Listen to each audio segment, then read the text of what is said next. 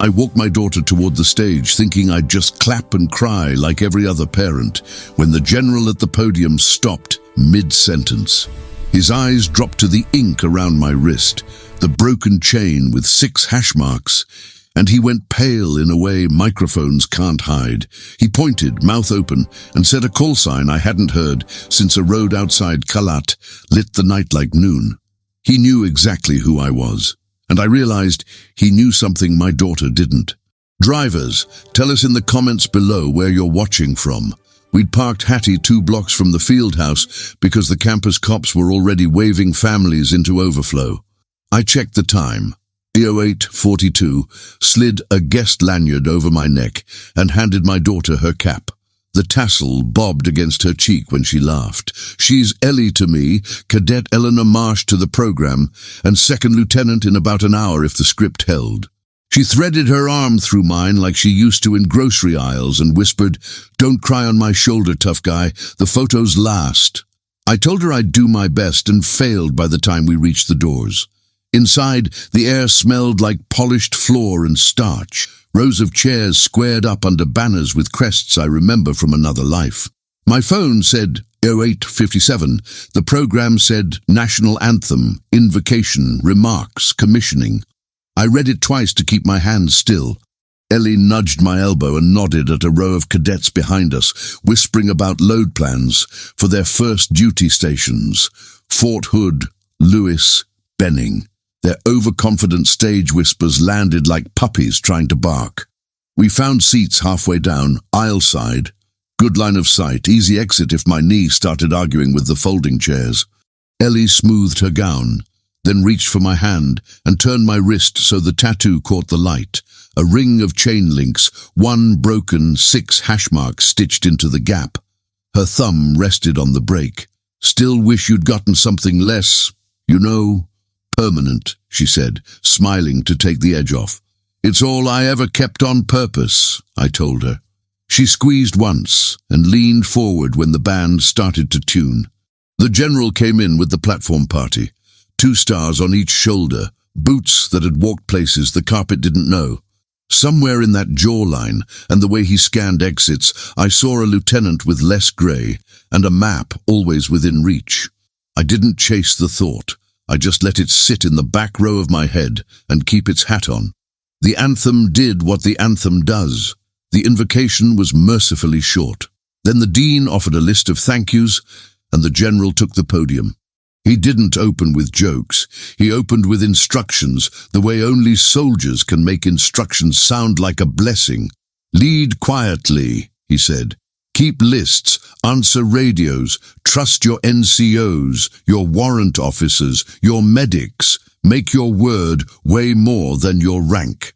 Parents clapped in the wrong places because they heard praise.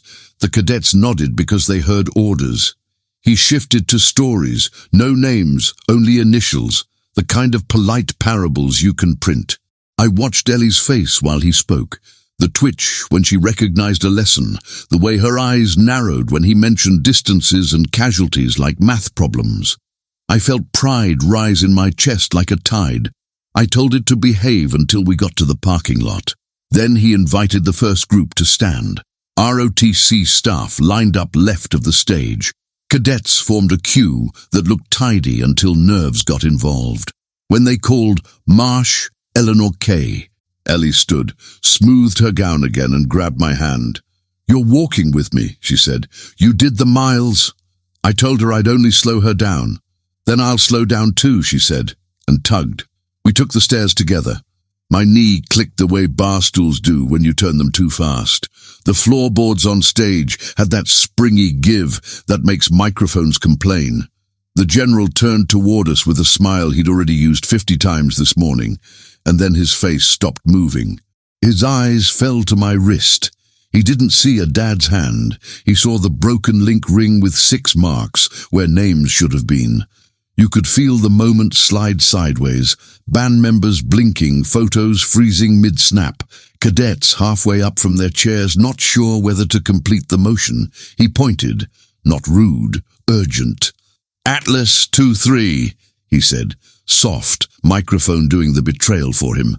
The room heard it. I hadn't heard Atlas 2-3 in years. That was a convoy call sign the night the road to Qalat decided to become a lesson. I felt every hair on my arms rise and every mile of the last decade roll back. Ellie looked from him to me. "What did he say?" she whispered. I didn't answer, because the general was stepping off the mark of propriety. He came around the lectern, hand extended, not for Ellie, but for me. He took my forearm in a grip I'd received once before, in dust and dark. His mouth worked the way mouths do when memory finds a live wire. "You pulled a burning Matvi off Route Red with a cargo truck," he said, breath pushing out syllables like they cost money. "You parked it sideways and made a wall. You went back, twice.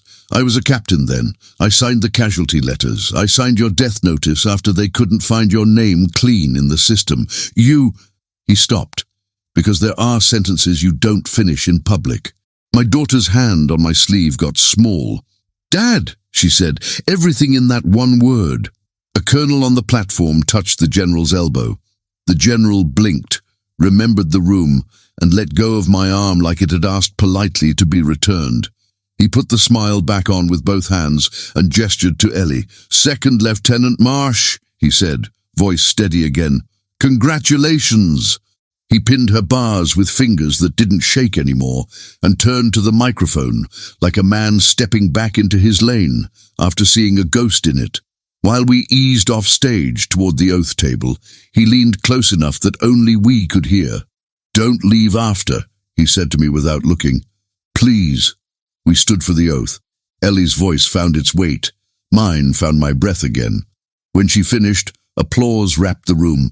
She hugged the battalion commander she's argued with for 2 years, shook the hands she's learned to remember, and then we stepped into the aisle where families take pictures with roses and awkwardness. She held my elbow like she wasn't sure which plane she was on. "What was that?" she asked. "Atlas, what?"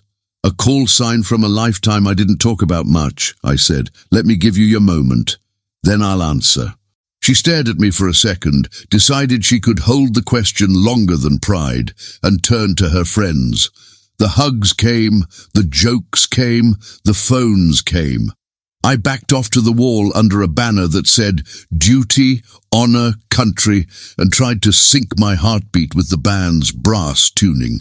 Ellie's roommate, Janelle, the one who always keeps Band-Aids, handed me the program to sign like I was the one graduating. "You look like the guy who taught her to say copy instead of okay," she said. "Guilty," I told her. I signed to 2LT Janelle. "Keep lists. They save days." M. She laughed and ran off to catch her parents. I watched the general move through the receiving line with 2 speeds, public and haunted. When the last cadet left the stage, he stepped away from the knot of faculty and walked straight to the lobby doors. He didn't look back. He knew I would follow. We found each other by the trophy case that smells like old polish and victory. He stood with hands clasped behind him like he was due for a promotion board. Up close, the grey made more sense. The groove between his eyebrows told a longer story than rank. "I owe you an apology," he said before I could speak. "And a correction I should have made years ago." "You signed what the system told you to sign," I said. "I went off grid. That's on me." He shook his head. "A clerk in Kabul fat-fingered a roster, a medevac manifest got misfiled, and we stopped looking because the war demanded different fires every hour. I wrote your mother a letter that said we were certain." He swallowed. "We weren't." "My mother never got that letter," I said. "Postal luck or a merciful hole in the world. She kept lighting the porch when Winter forgot the time. Then I came back. Wrong. I drove. It took me too long to get steady enough to fix paperwork that moved slower than grief." He looked at the tattoo again. 6? he asked. 6, I said. "We put them on the chain because numbers don't ask for privacy." He nodded and brought his eyes level. "Do you want this made right on paper?" he asked. "We can correct the death file, track the entry through DFAS, fix the VA overlay so your name doesn't ping the wrong list. It's boring, but it's oxygen." "I started some of it," I said. "But yes, please." I didn't expect to feel relief at the word boring. I did. Ellie found us there, of course. She held her bars between a thumb and forefinger like they were butterflies. "Explain," she said to both of us. She wasn't mad. She was a lieutenant asking for a sit rep. The general glanced at me. I nodded. "He knew me as something other than your father," I said to Ellie. "He knew me as a driver with a stubborn streak outside Qalat. The convoy hit a bad patch that night. Somebody needed a wall while good men bled. I built one out of a truck and didn't stop when the map said I should." Ellie didn't blink. "Why didn't you tell me?" "Because when I finally learned to be a person again, you needed a dad, not a show," I said. "I didn't want to hand you a story that would live longer than your own." The general cleared his throat. "May I add one thing, Lieutenant?" he asked. She gestured for him to continue like she'd been born for briefings. "Your father's wall made it possible to move 3 men alive. 2 are still alive. One named his dog Hattie after a truck he never met." Ellie's smile found a corner. "That tracks," she said. We stepped outside because the lobby had run out of oxygen. The day was cold enough to make the tips of ears honest. Families posed under banners. Someone uncorked a bottle of something celebratory in the parking lot and got scolded by a staff sergeant who has scolding down to an art. The general walked us toward a bench under a tree that had decided to try spring anyway. "I want to do this right," he said, sitting like he still had a uniform to keep straight. "I can file the corrections. I can record a statement for the board that the notification was in error, but I can also say it out loud, today, on that stage, if you want it said." My first instinct turned it down. I don't like microphones. I don't like rooms. I don't like my name doing anything other than signing loading slips. But Ellie's hand landed on my arm. "Dad," she said, "maybe the cadets should hear a grown man eat a mistake and fix it." The general didn't flinch at the word mistake. "They should," he said. "And they should hear what a wall is. Not the kind made of anger, the kind made of decisions." I looked at the field house doors. I looked at my kid with new bars and old eyes.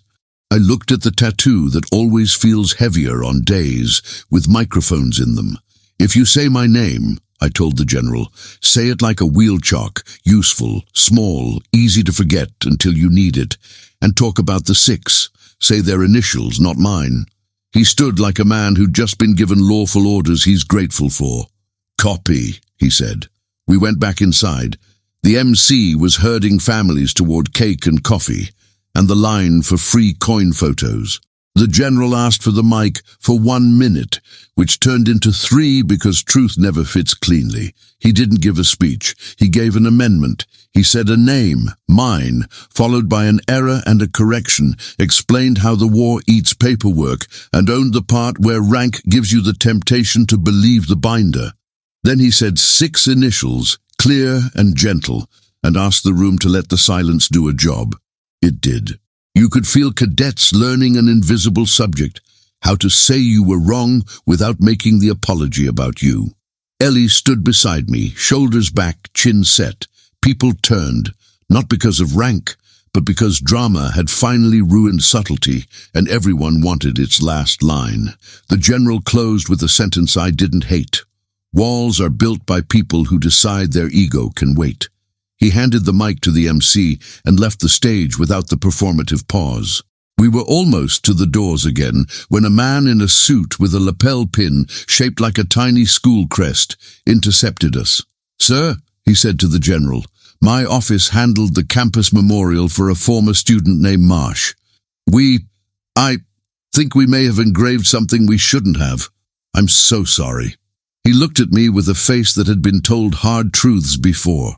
"We'd like to fix it the right way." I didn't know whether to laugh or lean.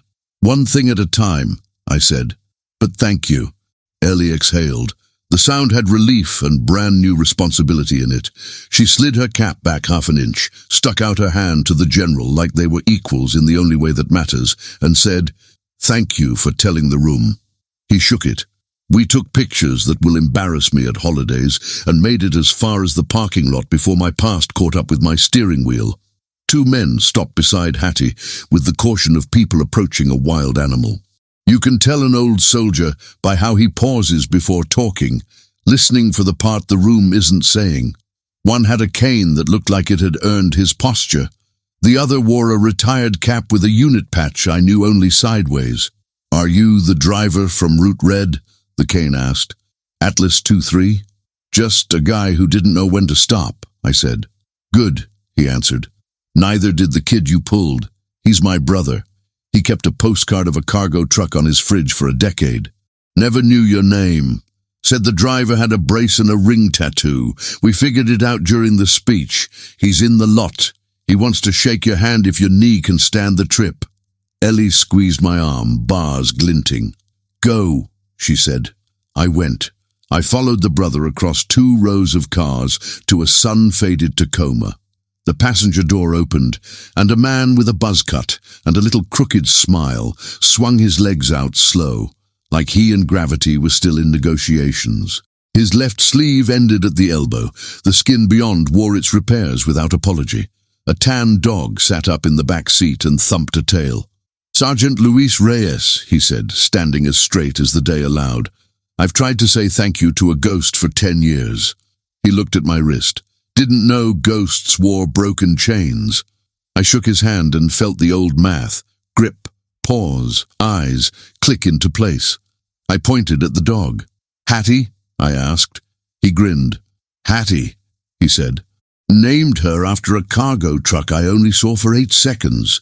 We stood there by my bumper with the smell of hot brakes in the air and let the years finish catching up. He told me what the medevac crew told him later, that the wall my rig made on Route Red let them land where the map said they couldn't, that he woke up thinking the driver had died because a paper said so. I told him I woke up months later thinking the same about myself because a different paper agreed. We both laughed, because you either laugh or you let the past talk too loud. Ellie reached us with the general a step behind. Reyes snapped a salute at her. Old habits are jealous, and she returned it, bars still shining like a secret. He nodded at me. "Mom, your dad does quiet better than most loud men," he said. She blinked hard once and smiled the way officers smile when they're filing a sentence under lessons that matter. The general cleared his throat. "I can fix the record," he said, holding out a card. "My staff judge advocate can walk the death file correction through DEERS, DFS, and the VA. You'll get formal notice the entry was erroneous. We'll attach a statement, signed by me, with the incident log from Qalat." He looked at me like a man who intends to do the boring work all the way. "It should have been done then. We'll do it now." "Do it for my mother's fridge," I said. "She keeps clippings. It'll make the magnets feel useful." The university administrator with the lapel pin hurried across the lot, face flushed with shame and purpose. "I checked," he said, breathless. "Our campus memorial lists M. Marsh on the fallen panel from the year your daughter started high school." He swallowed. "We're preparing a change order. We can replace the plate by next Friday. If you'll let us, we'd like to add a small plaque beside it explaining the correction and naming the 6 you carry." He looked at my wrist. "If the families agree." Reyes spoke up before I found words. "I can reach 2 of them," he said. "We still text on birthdays we don't say out loud." He squeezed my shoulder. "They'll want their boys said right." Ellie pulled her phone and stepped aside, bars catching sunlight, voice already finding the tone that makes doors open. "Ma'am, this is Second Lieutenant Marsh from ROTC, she said into a call. "I'm requesting a facilities order to rededicate the memorial. Correct a name, add 6 initials, Friday at 1600, honor guard and chaplain requested." She paused, listened, then smiled. "Yes, ma'am, I'll send the packet in an hour. Thank you." She hung up and pointed the phone at me like a compass. "That wall was my mistake to live with, not yours," she said. "I'm fixing it." I tried to argue that it wasn't on her. She ignored me with the efficiency of a daughter who finally has rank to back the instinct she was born with. Paperwork began to move faster than coffee. The SJA emailed a case number and a line that read, "Death entry removed. Records amended." The campus sent a proof of the new plate with 6 sets of initials and a note. "At the request of the family, this line rededicated to the fallen. The original inscription was in error, and has been corrected. I printed both and slid them into the slot under my radio, where I keep the receipts that make mornings lighter. 5 days later, a small crowd formed under the oak by the memorial. Cadets at parade rest, faculty standing like they'd borrowed good posture, 3 Legion riders holding flagstaffs like patient exclamation points. Reyes stood beside me with Hattie leaning into his leg. The general arrived without entourage and took a place in the line instead of the center. Ellie wore her new uniform like she'd owned it longer than a week. The facilities crew eased the old panel out, clean and kind, like unscrewing a stubborn memory. The new plate clicked into the stone. The 6 sets of initials looked small and exact. Ellie read them, one at a time, with enough silence in between to let the names breathe. The chaplain said the 12 simple words chaplains save for days when complicated would be theft. We held still and let the wind say what it needed to say. The administrator stepped forward with a narrow bronze plaque on a velvet pad. Error corrected, it read at the top. Underneath, in honor of those who returned and those who did not, may our records be as faithful as our memories. He handed me the screwdriver. I started to refuse, and then didn't. My hands remember how to tighten something without stripping it. The metal kissed stone. Done. After people did what people do around relief, laughed at nothing, overate cookies, told stories shorter than they needed to be just to practice saying them. A retired NCO pressed a silver dollar into Ellie's palm. First salute, he said, and gave her one that had the weight of an old promise. She looked at me and I shook my head. That one's his, I said. Earn another the long way. Reyes leaned against Hattie and looked at the plate, then at my wrist. You going to add another hash mark? He asked, grinning. I shook my head. No additions, I said, just maintenance. He nodded. Maintenance is heroic and never gets posters. We walked back toward the trucks. The general caught up with us, stopped us by Hattie's bumper, and pulled a coin from his pocket. Black enamel, 2 stars, the motto, walls make time. He pressed it into my hand with the firm gentleness of an order you want to follow. For the day you gave us minutes, he said. And for the day you let a microphone grow up a room. I slid it into the small pocket by my knee, where I keep nails and days that need to stay put. On the way out, Ellie took her first officer phone call that wasn't for facilities or permits. She dialed my mother, put it on speaker, and stood in the shade like a child announcing weather. Mom, she said, this is Second Lieutenant Marsh. I'm calling to inform you that your son's record is corrected and that he owes you dinner. Friday, 1800. Your porch, like you kept it. My mother made a sound recipes understand. Copy, she said. I'll make the good beans. I could have made that call myself years ago. I didn't. That was my mistake. Ellie fixed it with a sentence and a rank I don't have. We closed the day with coffee on a metal bench across from the motor pool, the kind that turns backs honest. Ellie sat between me and Reyes, legs crossed at the ankle like a cadet, sitting in the only comfortable way a uniform allows. The general passed behind us on his way to a meeting he didn't owe anyone, but would attend anyway. He tapped the coin in my pocket with a knuckle without breaking stride. Keep making walls, he said. We'll keep fixing binders. The sun dropped behind brick and flag and ache. Families dispersed. Hattie snored. Ellie leaned her head on my shoulder and whispered, next time tell me sooner. I told her I would. She squeezed my hand and, with the exactly right amount of mischief, added, and bring the truck. My platoon's going to need a wall.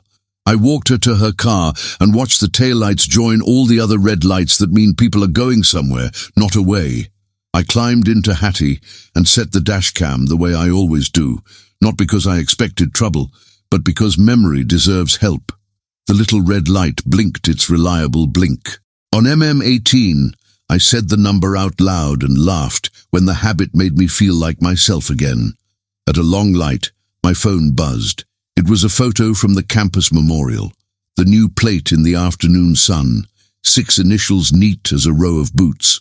A small hand, my mother's, touching the bronze plaque as if testing whether truth holds heat. I headed for her porch. Dinner was at 1800. Some orders don't need to be written. Drivers, tell us in the comments below where you're watching from, city, state, or the mile marker that raised you. And if you want more runs where receipts beat rumors, walls are made of decisions, and families get the paperwork they deserve, subscribe so the next one finds you. Next time, I'll tell you how a way station random tried to turn into a shakedown, until a dashcam timestamp and a log page taught a stopwatch the difference between downhill and dishonest.